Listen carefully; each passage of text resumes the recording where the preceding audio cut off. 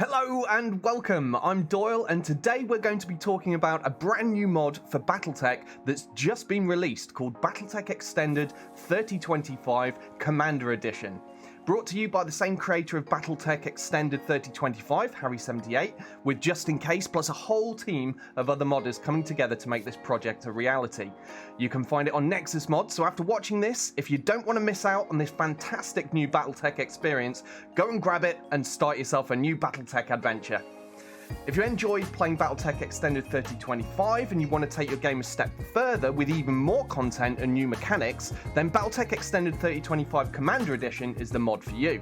I've been playing and streaming it for the past 2 weeks, and it's an incredibly stable and well-balanced mod that brings so many awesome new features to the table. So here's a quick rundown of the features in this mod. Full Inner Sphere map, Galaxy at War, Mech Quirks, Pilot Quirks, Panic System, Argo upgrade improvements. The difficulty's been moved away from the start and more to the end game. Similar difficulty to the base game, but with a higher late game skill ceiling, so avoiding the XCOM problem. Difficulty levels including simulation, which is hard, plus more hardcore simulation aspects / challenges have been added. For those of you that want a really serious difficult experience, that's an option you can select. High lore loyalty, so every 3025 period mech is in this mod, minus the 2 quad mechs, which it's not possible to do in this game, unfortunately, at the moment. Factions use appropriate mechs and variants, so you will see the right kind of mech shown for the right kind of factions. Mechs rarity and availability is based on 3025 and changes as the in-game time moves on. Mechs and weapons and components are adjusted based on lore descriptions. Quirks and known features of mech variants are added. Changes are not lore breaking, for example, stock mech builds are as per tabletop. And there's a low tabletop loyalty, so more one-shot kills are not included, through armor criticals are not included, and changes that reduce tactical depth or increase RNG are not included. There's Galaxy at War. Now, what Galaxy at War is all the major factions, and the minor factions that are on the now full Inner Sphere map that you see, are at war, and planets are being fought over. The wars are simulated in the background with multiple factions trying to gain ownership over the systems. Territory borders are very active, and the player can get involved and swing the results with extra awards for their contribution. Rebalanced weapons, skills and variants. Weapons are much more in line with each other, so the autocannons are no longer completely redundant. They've been improved slightly. There are no more God mode LRMs. They've been slightly nerfed so that they're not so overpowered with the stability damage tactic, and everything is closer to the medium laser baseline. Cheese tactics have been nerfed somewhat, so as I said, overpowered stability damage tactics to old school flame and lockdowns have all been reduced in effectiveness. Tier 2 skills are now more interesting choices that allow for specialization for different mechs or roles. Everything that isn't using Bulwark buff is now slightly more survivable than in vanilla to bring it closer in line. Tier 2 piloting skill allows mechs with bigger engines and evasion to be more viable, and that skill is called Evasive Expert, and gives you a chance to keep hold of a certain portion of your evasion when you're getting shot at by the enemy. Tier 2 Tactics is now a combined Ace Pilot and Master Tactician, making the pilot better at flanking and outmaneuvering enemy forces.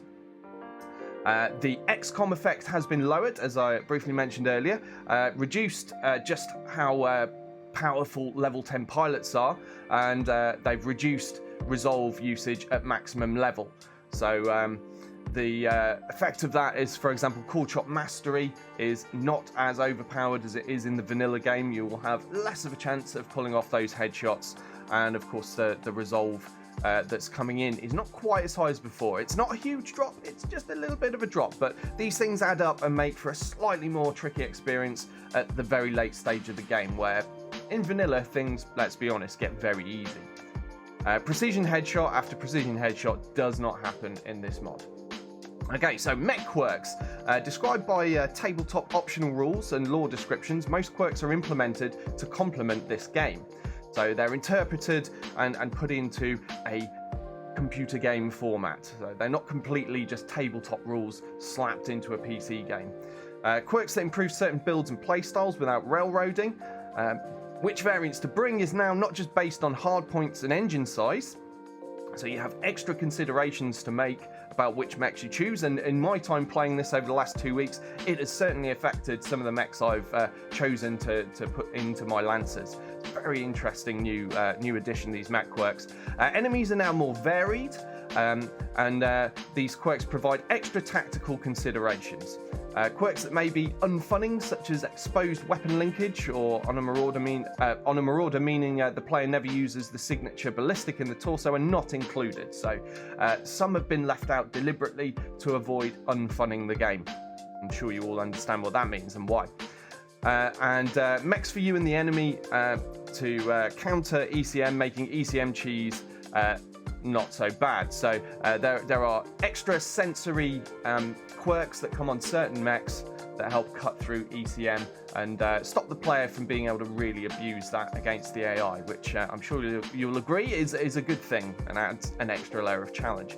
So pilots are now a bit cheaper to maintain, but with a subtle and low punishing fatigue system to encourage more pilot use and cycling between missions. So after doing a mission, your pilots will be fatigued, and you can still use fatigued pilots, but they won't build resolve as quickly. They will count as being in low spirits. So it does encourage a larger crew and more rotation, and I've really been enjoying that. I'm using a full 24 pilots right now, and I have different Lancers set up for different things, different roles and different mechs, and I'm really enjoying cycling through them. I think it's a great addition. So picking your mech warriors is now more nuanced with quirks. There are a whole bunch of quirks with various effects, and it is worth checking out when you're in a new location. Check that hiring hall, see if you can find mech warriors that have got some of the really nice combos that can show up, and also sack off some of your mech warriors that might have negative quirks, such as the criminal quirk, where they steal a little bit of your seat bills every so often. I like to get rid of those guys. You can't trust them. So positive and negative quirk can make interesting strategic decisions on whether to pick up or keep a mech warrior. Skill choices make pilots more specialised for different roles or mechs as well. There are also quirks that coincide well with, say, for example, using faster moving mechs and relying on that new evasive expert skill. You can get a quirk on some pilots that makes them harder to hit. So combine all of those together and you can have quite a good dodging extraordinaire for your light mechs, for example. So, difficulty settings. They can now be switched mid-campaign if you feel you've chosen the wrong setting for your enjoyment. And here's a quick rundown on the difficulty settings. So, in normal mode, it's got a similar difficulty to BattleTech Extended 3025. Slightly changed to be a little bit easier in the early game and a little bit tougher in the late game. Lighter starting Lancers, so lights versus lights, is a part of your campaign, and those of you that have played BTE 3025 will be used to that. Finances are less strained in the early game, so you can afford some mission losses and losses of pilots. And be careful on your first run. So much has changed that you need to change from your normal starting strategy. You can't take your vanilla tactics into this mod. You'll need to have a little bit of a think about what you're doing, play a little bit more carefully. Don't go in with your nothing but light mechs and go straight into a 3-score mission and then wonder why everything went a bit wrong. So yeah, it does require a little bit more caution at the start, but it makes it so much more fun, and it's great to experience that light mech stage of the game that in almost every other respect, other mods and the vanilla game itself kind of cut out. You're almost immediately straight into the medium, so it's really good fun to enjoy the light mech aspect. So on hard difficulty, the extra difficulty setting has very little effect on the early game, but it will make the later stages harder, ramping up approximately after the 3.5 skull difficulty area. So things will get a little bit harder later on. You'll have less resolve generated later in the game. Cool Chop Mastery is of course less effective, and elite enemy pilots will be more appropriately skilled for their mech and role.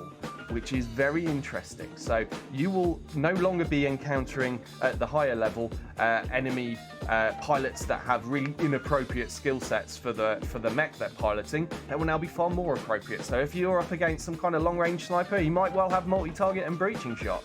If you're up against some kind of brawler, they might well have evasive expert and bulwark. So you're going to see more appropriate skills on the AI pilots, which will of course increase the challenge. And simulation is a brand new difficulty setting as well, where the settings are more in line with the already existing consolidated company commander mod. So if you want to know what that involves, go check that out. But it has hard difficulty with values changed further, extra features for a more hardcore experience, drop costs, overheat penalties, ammo cooking, hit and movement penalties. So pilot growth, it slows down as they get more experienced as well, and now have an experience cap. Increased sensor and spotting ranges, and harsher settings for other simulation aspects, including pilot fatigue and potentially zero salvage from demolished mechs. So that is only in the simulation difficulty setting. If you select that you will encounter these features.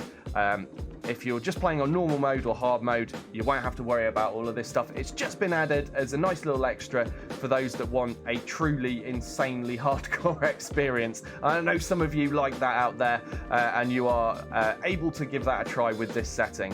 And as for the rest of you, let's just continue playing on normal or hard and just have a nice, easy experience for ourselves. But yes, this mod is absolutely fantastic. I highly, highly recommend it. I'm not just saying this. I've been playing it for the last 2 weeks, and it's the best thing I've played on BattleTech so far. I mean, I really loved BattleTech Extended 3025. You can see on YouTube my playlists of that. But the Commander Edition is something I've been waiting for quite some time, and having that full Innisphere map and all these mech quirks and pilot traits coming together make a much richer, more varied experience, and I can't recommend it enough. I think you should get yourselves on Nexus Mods, download this mod, get it installed, and give it a try, because you do not want to miss out on what is possibly the best experience out there for BattleTech in the mod community. So give it a try, and good luck, and leave me a comment. Let me know, what mechs did you get? What houses did you pick? Are you enjoying the new features? What's your favourite aspect of this mod? Let's have a conversation down in the comments and really talk about this, and yeah, I'd love to hear what you guys have got to say. So thank you all for listening. I hope you enjoy the mod as much as I have, and I'll see you next time.